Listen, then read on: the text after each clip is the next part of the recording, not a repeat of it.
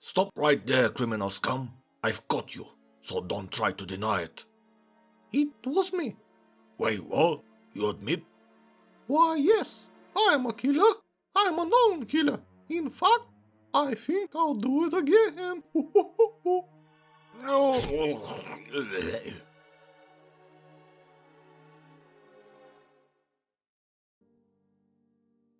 Hello there.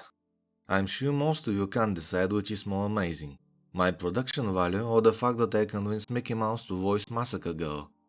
To be honest, I can't decide either, but I digress. Massacre Girl is a known killer, and I am a known degenerate. So when I was asked to look into her for a possible deck tech, my first thought was, can I break this? So I did. This is your last warning, for the deck's main win condition is discard. I mean discard. How this works, you may ask? Well, stay till the end to find out.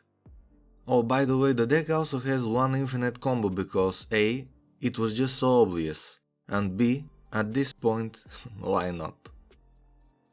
The deck also has a big focus on removal, and my suggestion to creature and especially token heavy decks is to preemptively call an ambulance, but not for me.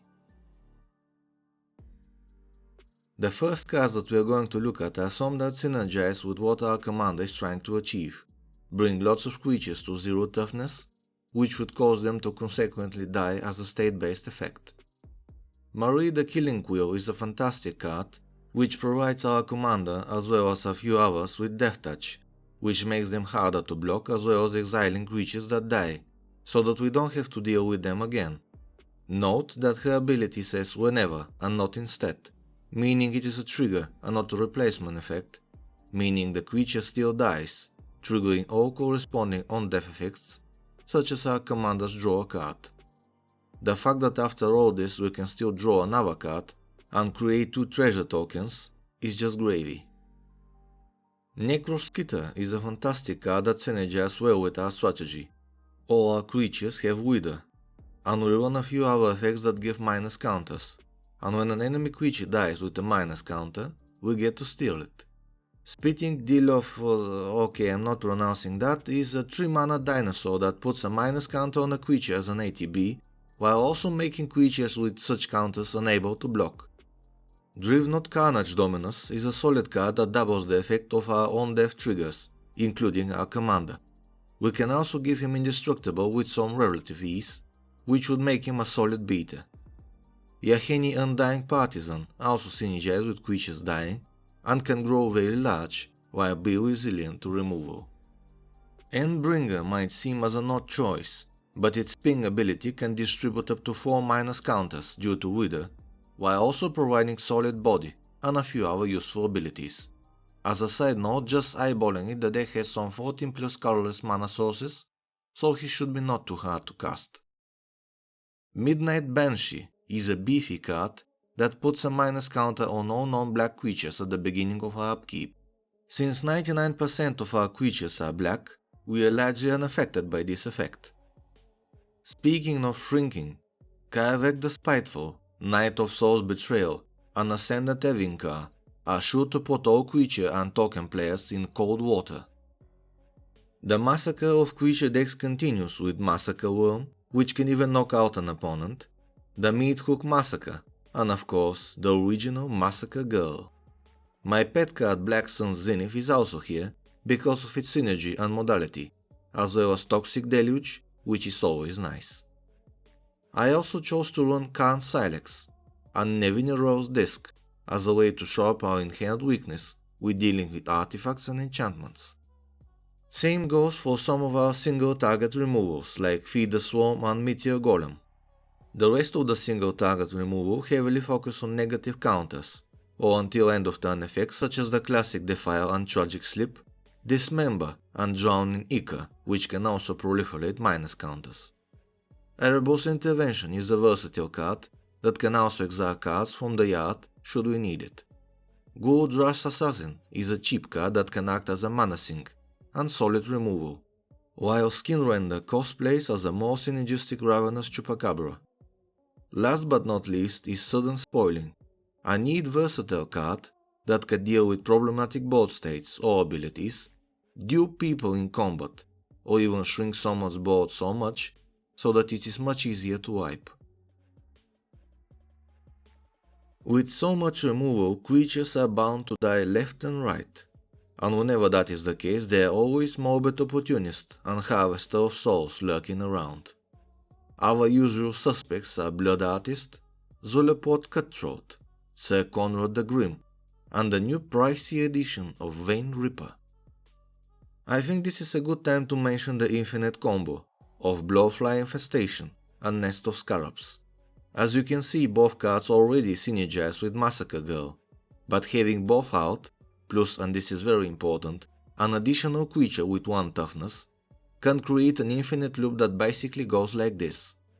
You put a minus counter on a creature and cause it to die.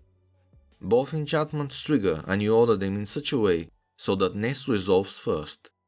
Know that in order to go on the stack, the infestation needs a target, and you can't choose the Nest token that you are about to create, as it is not yet created. You resolve the Nest trigger and create 1/1 Scarab token, then put a minus counter from infestation on the creature that was already on the field as prerequisite. This triggers both enchantments once more, and you repeat the process, this time targeting the Scarab number 1 you've just created. You get Scarab number 2 from the Nest, resolve infestation on Scarab number 1, and trigger the loop again. As you see, this combination with any of the 4 creatures I dubbed as the usual suspects will result in victory.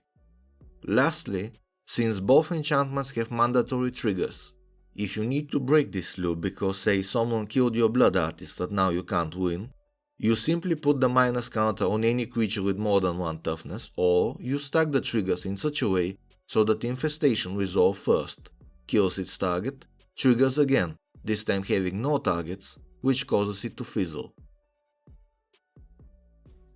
But this infinite combo is not the main win condition, oh no. It is time to Falcon Punch our opponents into a pile of salt with Awaken the Erstwhile, a 3 black sorcery that reads, each player discards their hand and creates that many 2/2 zombie tokens. A favorite win condition in my Yawgmoth deck, thanks to Massacre Girl it is even more gross here. On the surface the card seems really bad, everyone discards their hand and creates some near useless zombos. But what if you also happen to discard a card like Biting Rain? Because it has madness, and you have discarded it as part of a resolution of the spell, and not as a cost. Awaken resolves and makes the tokens, and then you get the opportunity to cast Biting Rain, which wipes all zombies, but thanks to Massacre Girl, also draws you as many cards as your opponents had in their hands, combined. In the science field we call this value. Same can be achieved with Bane of the Living hiding in Morph and putting at least 2 in the X. And because everyone plays blue, I decided to also include a favorite card from back in the day, Boseiju Who Shelters All, to really rub it in those pesky blue players. Drawing a comparison with my Yawgmoth deck, the card draw here is good, but it is predominantly tied to our opponents playing creatures. To shore up this weakness, I decided to include some tutors to help us find the cards that we need, regardless of the situation we are facing. These include Profane Tutor, Besiege the Queen, which is fantastic dare I say, as well as Expedition Map to get our Boseiju or a few our lands I'll mention later. I also included some favorite tutors of mine, Dimir Machinations, Dimir Houseguard, and Brain Spoil. Personally, I am a fan of tutors that have some restrictions, but if you want the deck to be even stronger, you can always go for the classics, Demonic, Vampiric, and Grim Tutor. While we are able to win without our commander, having on the field is undoubtedly a priority.